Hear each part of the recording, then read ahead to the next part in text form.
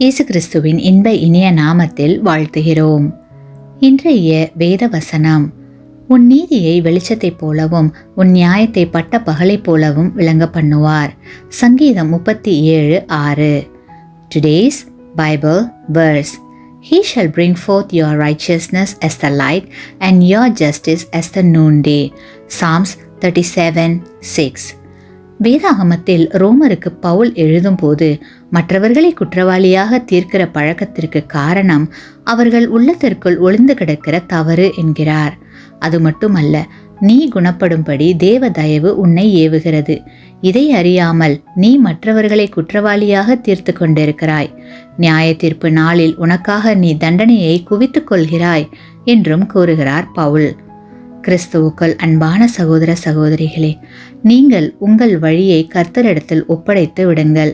அவர் மேல் நம்பிக்கையாயிருங்கள். அவர் காரியத்தை வாய்க்க பண்ணுவார்.